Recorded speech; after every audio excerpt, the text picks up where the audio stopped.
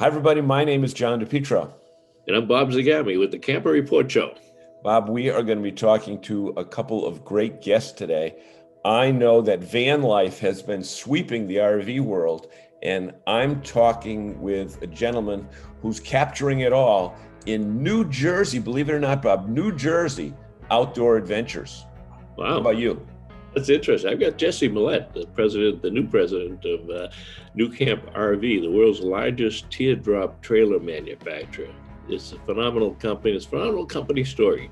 They went out of business. They came back in business stronger than ever. Hey, a great show with two not really mainstream opportunities for people to learn more about for camping. Hey, this is what's the name of the show, Bob? The Camper Report Show. Stay with us, folks. We'll be right back.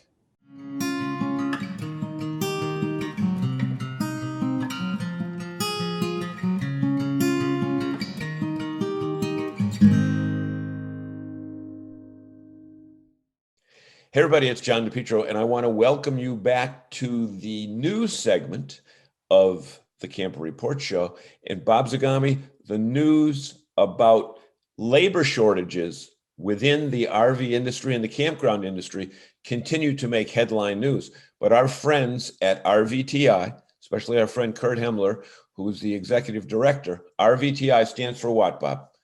Our RV Technical Institute, which we launched about 3 years ago in Elkhart, Indiana. And then it got pretty much shut down like everything else in the world last year. And we couldn't do training sessions out there, but they did convert a lot of them to online. And now the classes, in-person classes are back. And they've got this innovative program with the Indiana Westville Correctional Facility, where they're going to be training inmates to become RV service technicians. You know, all the studies show that if people leave prison, jail, prison, correctional facility, whatever you want to call it, and they have something to do, something that is productive and income generating, their chances of going back are much, much less. And, you know, we have read everywhere about shortages in the Elkhart area. And I think this is a very innovative program. I know that you had experience in this type of program in your career. Outside of the RV industry. Talk a little bit about that, would you? Yep, we trained inmates in correctional facilities, actually it's the Concord, Mass facility, on document imaging, on microfilming, and on scanning, and they get gainful employment afterwards. And as the director at the correctional facility said, when they put something in their hands, if they sit around all day and do nothing, that's exactly what the result is that you're going to get. But when they put something in their hands and they teach them a trade, and they are doing well at it, when they leave, the chances are very good that they will never come back to that correctional facility, especially if they get these kids younger in life and they get them into a trade that, well, first of all, trade is it's fun. So, you know, what you can do is get them early, train them, and get them into the RV dealerships and get them gainfully employed. Exactly. And this program is going to be very interesting, and we wish them the most success with it. Also, yes, along the same lines about labor shortages, after you buy an RV, what do? You go camping to a campground. But recent reports are that Myrtle Beach, South Carolina, which is one of the RVing capitals of the East Coast, at least, is experiencing a drastic labor shortage for people that want to work at the campgrounds. How do you solve this issue? Because there's shortages everywhere. Why is it happening? Well, that's the scary part. We have a shortage of technicians. We have a shortage of RVs getting to the dealership so that people can buy them and go on vacation. When they finally go on vacation, they find out that the campgrounds themselves are short-staffed. So rules have changed. Some of the facilities are not open. Some of the amenities are not open. And they go to a local restaurant, they find out that they have a shortage of help at the restaurant, so they wait longer for that.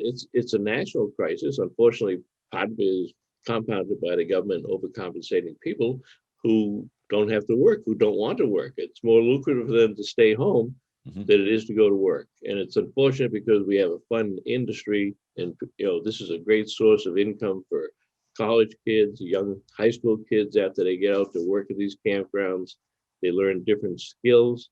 It's a tight situation, but it's something we're going to have to live with this year. hopefully Mm. not much longer.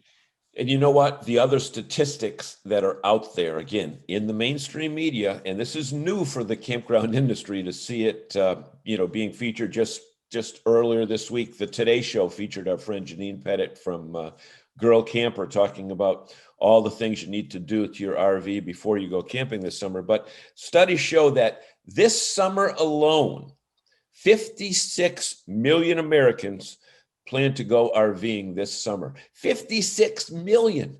That's a lot of people. Well, I'm out here in Indiana, and driving out here, it was almost like every other vehicle was an RV, much more than you would see in a normal year. And they are traveling because they do, that same study said that the number one reason was an increased interest in exploring outdoors. They've been indoors for a year. They've been confined. They couldn't do all the things that they want to do. They couldn't go to concerts. They couldn't go to the beach. They couldn't even go to a business meeting outside their house. So they want to explore. The second interesting uh, reason they're going to go out is the expanded work and school flexibility that we've talked about many times on here. Road schooling the kids. You can look at Yellowstone Park in the pages of a book, or you can hop in an RV and go out to Yellowstone Park and walk amongst the animals and watch Old Faithful. Yep. And that third one, wanting to travel with the family. And you know what? Which is ironic because families have been jammed together in the same house for the past 16 months. But that opportunity to spend time with the family in an RV in a safe environment is exploding these numbers, because I also saw that, we're just talking about 56 million during the summer, but that number increases to 65 million plan to take an RV trip in the next year. Now, it's going to be interesting because they want to take an RV trip. Number one, they got to buy an RV, which they're going to have trouble with to getting one. And number two, then they want to go to a campground that has no help and not enough campground spaces. So it's kind of like, I don't know if you'd say it's the perfect storm, but it's challenging to be able to do what people want to do. Well, we felt it firsthand, quite honestly. We were going to rent an RV to come out to this family gathering in Indiana, and from Fuller Motorhome Rentals here in Massachusetts, good nerve to dealer, and the unit didn't come in time, so we took the family car. We left our park model up in Maine, and we drove the family car out here. We wanted to rent, and we expected to be in a nice 2-week vacation in a motorhome, and the manufacturer could not get the motorhomes to the rental dealer. Now, I'm the least significant part of that conversation. These are units that rental dealers need for customers who have already made reservations to go out and look at all of these places, because that same study said, where do they want to go? They want to go to national parks and state parks. That blends with the fact that people want to explore outdoors more. They want to be outdoors. They want to go there. So we couldn't do it. So we were lumped right in there with a bunch of other people that didn't get a chance to do it. Yep. We talk about the number of new, I think there's 53,000 new RVing sites that are being planned right now that should be open in the next year or so, but it's still not enough when they're selling 50,000 RVs a month. And the interesting aspect of the whole thing is that people want to go places, they want to do things, they want to do it with the family. And, with this pandemic, it has destroyed some businesses, but it has totally been on the uptick for the RV industry once they can get all of this synchronized so that they can build the RVs and have the campgrounds available. But there's also harvest host and that type of thing that people can utilize for other camping opportunities. And Joel Holland is just so innovative. And, just talk about that for a second. Yeah, there's alternatives, and that's something that we have to explore and make sure that people understand that, because they wanted to go to state parks and national parks, but they want to go to beaches and lakes. They want to go to private campgrounds, cities. Interesting, the least, at least in the study from RVIA, the least important place that they wanted to go was auto races. I thought that would have been higher. I know NASCAR is making a comeback this year. They've done a lot of creative things. And it's interesting that that was kind of down at the bottom of the list, but a lot of places that involve the family, family gatherings. Again, with the pandemic, people just have not seen their friends and their family enough in the last 12 to 18 months. Yep, exactly. So all those good things that are happening within the industry, we've got a great show coming up. And the name of this show is The Camper Report Show. Stay with us, everybody. We'll be right back after this. Mike here from RV Blogger. Don't waste hundreds of dollars on an external GPS for your RV. All you need to do is download the Vanlife app right onto your phone. This app is so cool. It has RV GPS built right into it. So you can load all the specific measurements and weights for your RV. It'll give you directions safe for your RV to follow. And by the way, if you have RV Trip Wizard, directions for your trips upload into this GPS automatically. Okay, folks, welcome back to the Camper Report Show. And my guest this morning is Jesse Millette at nuCamp RV. And Jesse, we've heard that name for a long time, but for folks that may not know about nuCamp and the role that it plays in the RV industry, why don't you give us a little bit of your background and the company background? Okay. Yeah, it's good to be on the show. Thanks for having me on. Exciting company to be a part of, for sure. Changing the trajectory of a lot of people's lives. And my father was the founder of the company. He started back probably 05 and built it up slowly from there. In 08, he obviously fell into the RV slowdown and lost pretty much everything and had a lot of debt coming out of that, and shut the doors for a couple days, a week or so. And then he got the call from another company that wanted him to start building for them. And so they partnered together for a few years and kind of started out of the ashes from there. And so, just from there, he learned a lot from that mistake and from those mistakes that he made, and then got really good people around him and was able to, build a strong leadership team and just a really good group of people here on our team now.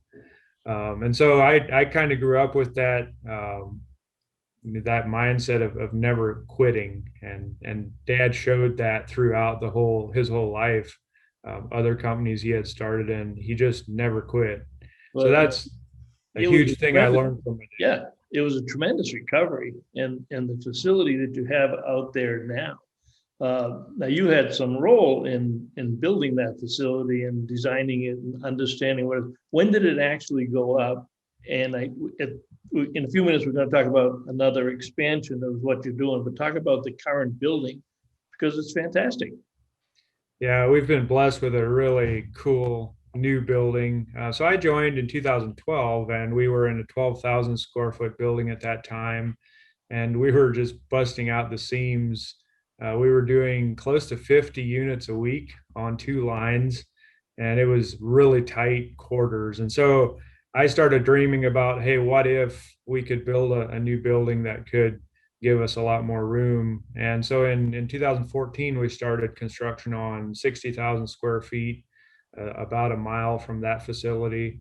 And then in 2016, we put on another addition, which was actually bigger than our first one. That was 90,000 square feet. So currently, with office space and with our production facility and everything together, we're right around 150,000 square feet at our current facility. So Talk a little bit about teardrops. Obviously, it's a niche product, but it's a growing niche product, and you are the world's largest teardrop trailer builder. Talk about the resurgence of the teardrop and the demographic that buys it. Sure. Yeah, we're obviously, like you said, the world's largest teardrop manufacturer. We take pride in that. However, we take more pride in building our people and building a very high quality product. And I think was when it started coming back in was when the fuel prices were so expensive. people were trying to go more into the minimal lifestyle, not leaving such a huge footprint, and also just being able to, move around more quickly, more agile than a bigger RV.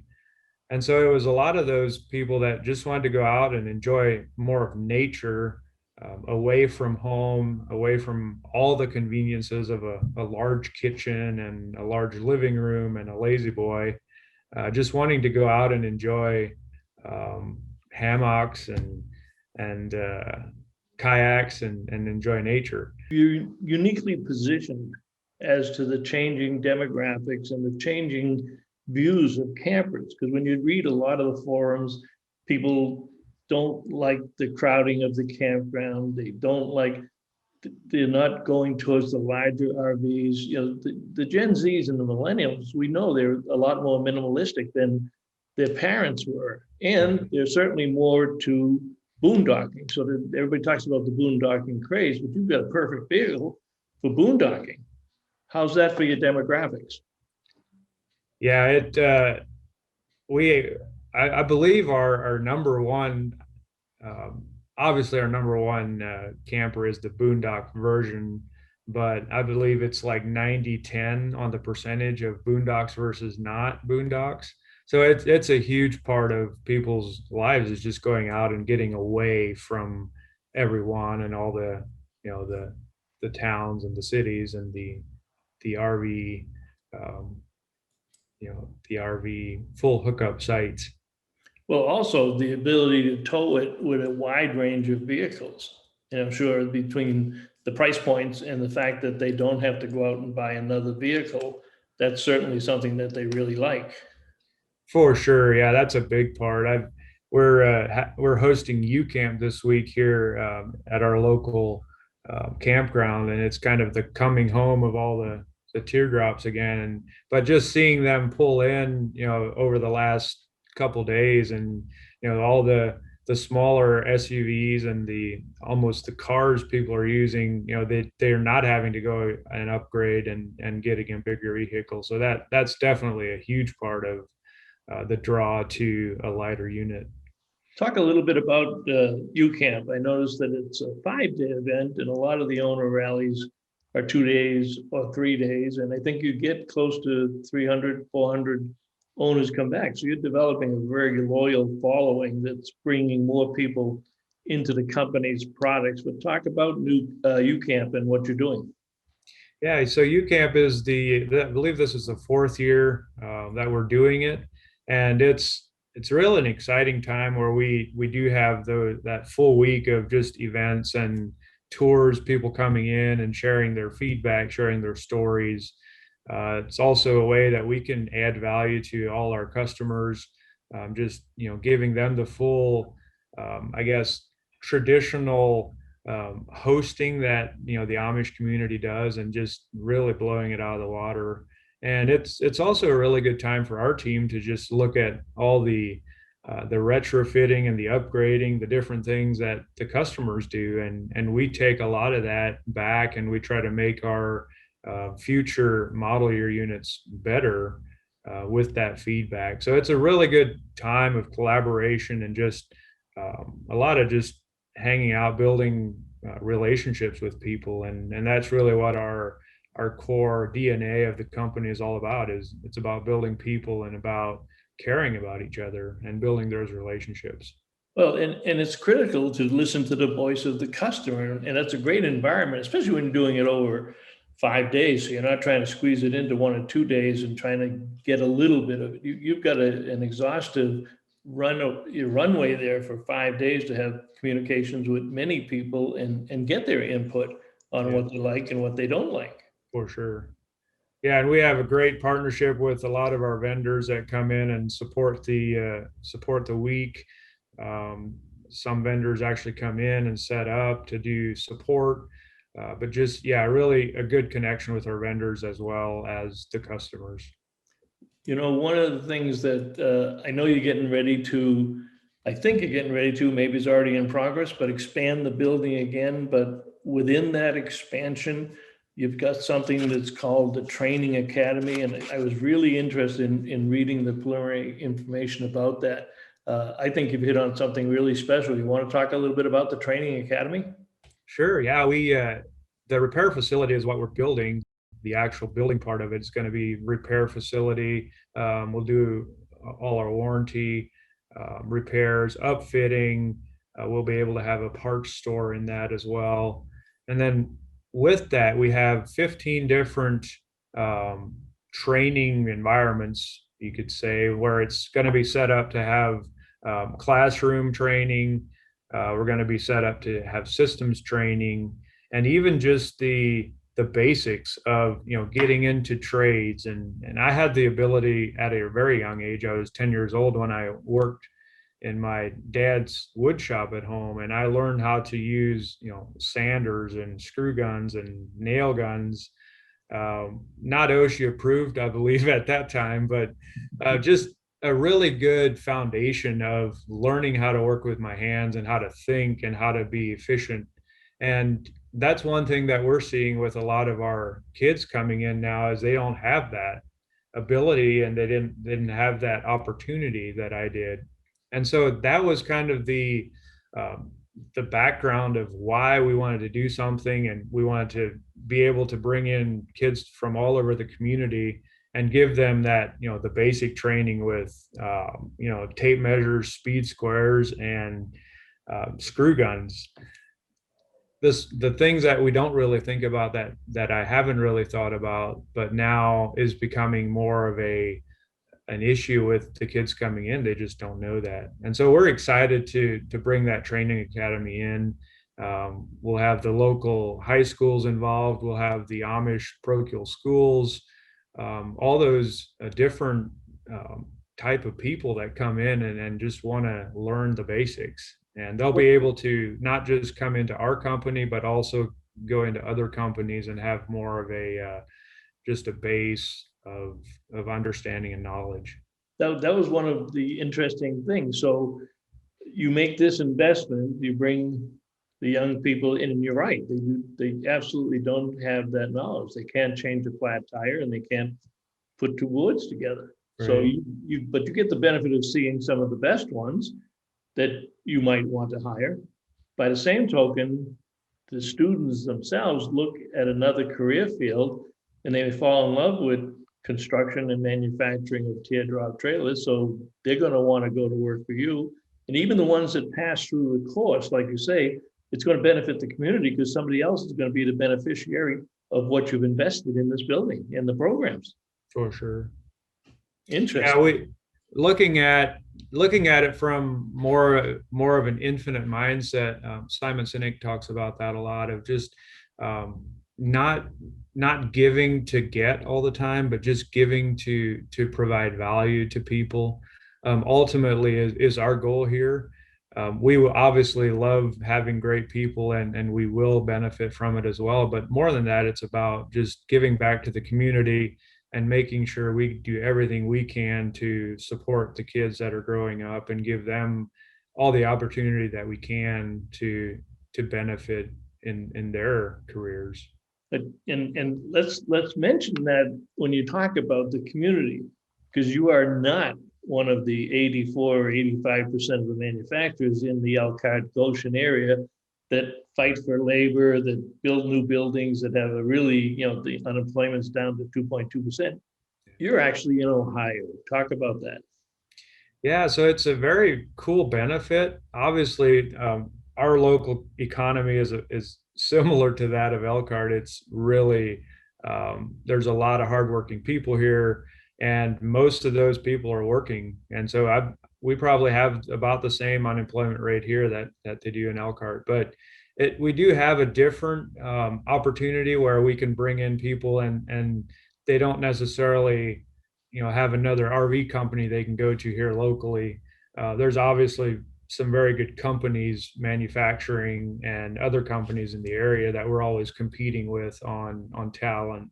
But we do have kind of that edge, I guess, where it's not competing with other RV manufacturing, other companies like that. That's fantastic. Our guest this morning has been Jesse Millette. I guess we could say the next generation ownership of nuCamp. Would that be correct? That would be correct. The company was founded by my father, Joe, and my grandpa was there at the start as well. Unfortunately, passed away 2 years ago, but a lot of good memories from that. But yeah, second generation. Really excited to build onto the foundation that Dad started, and building on top of that, and that's where I look forward to having my kids come in. I have two boys right now, 5 and 3, and looking forward to having them come in and start sweeping the floors like I did, and working in the factory.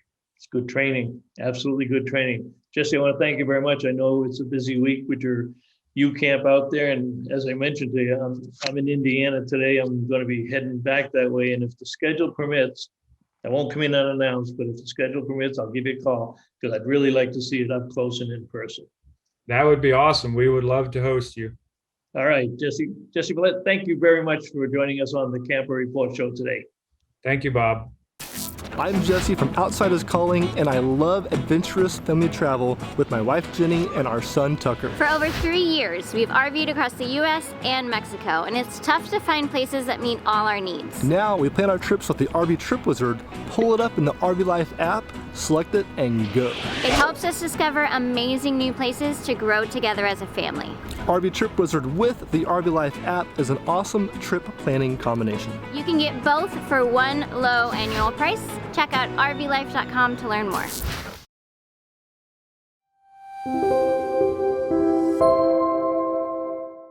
Hey everybody, it's John DePietro. Welcome back to this segment of the Camper Report Show.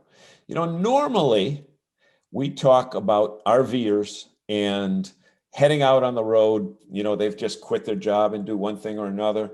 And Bob, my colleague, talks about the industry, talks with corporate executives. Today it's very, very different because we're going to talk about a specific aspect of the RV world that's kind of sweeping the RV world, and it's van life. And with us today, let me welcome here, all the way from a foreign country.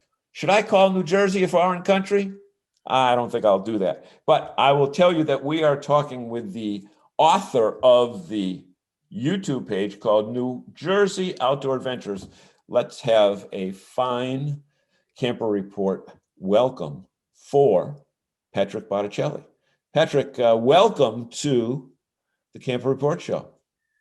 So thank you very much for inviting me to be on your show. I'd love to share a lot of the interest that people have in the van life with your viewers. Well, you have just done an amazing job, because when I look at your YouTube channel, there's like 165,000 subscribers. In the videos that you have on there, a lot of which are specializing in the van life or people that RV in the great state of New Jersey. See, in New England, we always refer to New Jersey as a foreign country. You go to New York and take a right, or go to Philadelphia and keep going, that type of thing. I think there's that natural rivalry, if you will, between New England and New Jersey. But how did you get started in this New Jersey Outdoor Adventures? And, tell us about it. Well, being in the RV and auto business for over 28 years now, I always had a fascination with vans and what people do to them. So back in the 80s and 90s, there was conversion vans. And I actually had a 90s conversion van. It was great because I could load my bike in the back. It had a sofa that you could fold down in the back and make into a comfortable bed. But I didn't really camp in it. And then when I got involved with Airstream in 2002, I fell in love with the travel trailers and the travel trailer lifestyle. But as things progressed in my life and the activities I enjoyed to do, the van actually made more sense. Now, I still own an Airstream travel trailer, but the van is more like a daily driver / camping vehicle and ultimate weekend getaway day tripper. And So that's what you're in right now, right, Patrick? that's when I'm in my Airstream van. It's the Mega Airstream. If people want to see what it's all about, that's what it's called. And So back to the van life. So the channel was created for fun for New Jersey outdoor adventures. So it was mountain biking and abandoned places in New Jersey and the people I would bump into. So I had a homeless camp on the channel once before, a lot of abandoned places, and then I would bump into RV owners. And being in the RV business, I love RVs. I love to check them out. And you see something different, why not get a tour? So I started filming these tours, and I'm in a lot of YouTube videos for the dealership I work for, Colonial Airstream. I give Airstream demonstrations on how Airstreams work and what they're all about, and I'm well known for that. But I like to expand that and maybe show off other people's RVs, especially things that people make for themselves. So as time went on, the channel mostly progressed towards RVs and schoolies and van life and less abandoned places. So that's how the channel whole started. But my interest in the van life is because I am a cyclist. I cycle all over New Jersey. I do a lot of day trips. I work a lot of hours at the dealership. And when I'm off, I like to be out for the day. And it was always hard to load up a pickup truck with mountain biking gear, drive to a place, go mountain biking for a few hours, and be filthy and have a bike that's not secured and nowhere to change and nowhere to use the bathroom and a cooler, and turn around and go back home. And I was like, oh, if I was back up here, I want to go check out these three places. And I want to, so I'd find myself driving back at a future date to go re-explore these places. And I said, you know what, the van's going to make more sense for me.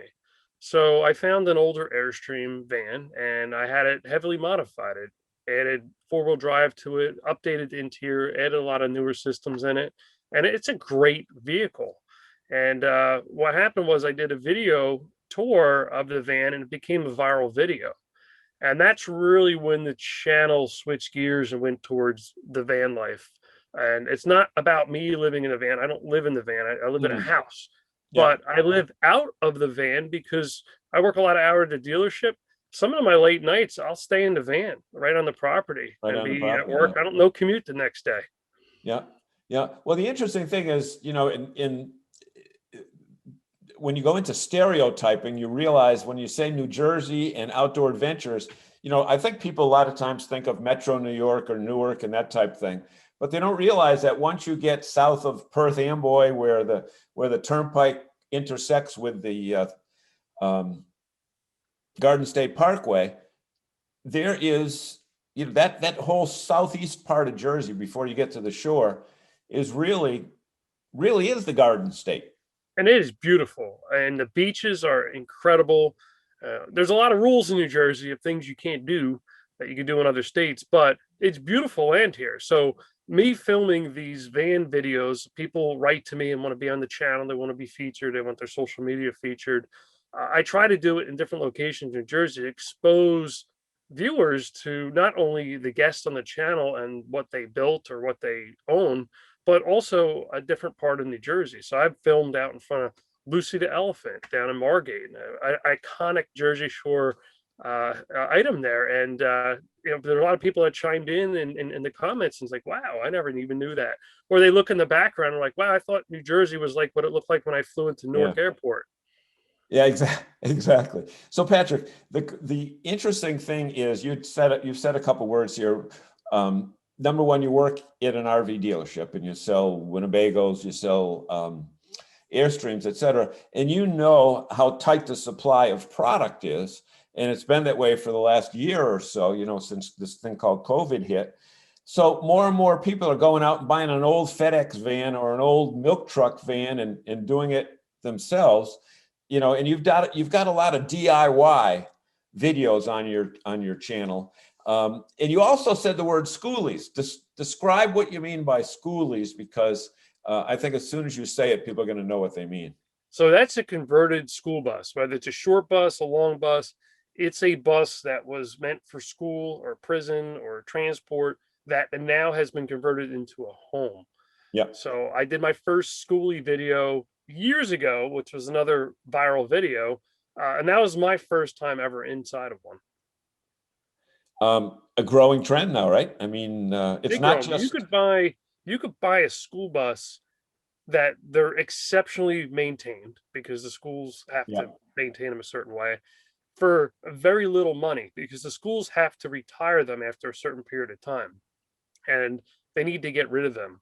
So you could buy them at government auctions for very low price. The only thing you really have to worry about is rust. What's the low price? I would say a good school bus with a cat diesel or whatever powertrain you're looking for could be bought for anywhere from $3,000 to $12,000. Now those prices gone up because as the trend goes up, the supply goes down, and now they could sell them at a higher price point. Higher price.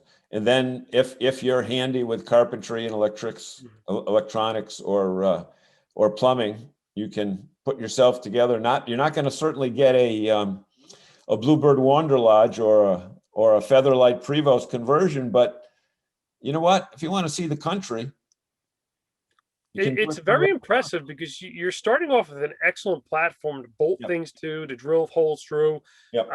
The biggest thing I see is people re-insulating because they didn't have home insulation. They have school bus insulation for sound deadening, and taking up the floors. That's like the biggest part of the project. And then you got a clean slate, and you can do whatever you want in there. There's some curvature you have to address. It's very difficult to make cabinets as the roof curves in, and the roofs are low. So if you're over 6'2", it gets challenging. So people do these raised roof school buses where they cut the whole entire roof off and raise it a foot and weld it all back together, and they have a raised roof schoolie. Wow. And then the sky's the limit. You can do whatever you want. And a lot of them have roof decks too.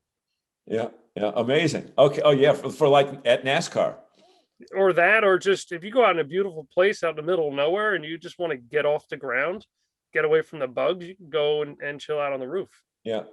So of all the videos you've done, how about the coolest one? Because we've only got a minute or two left. Talk about the wildest video you've done.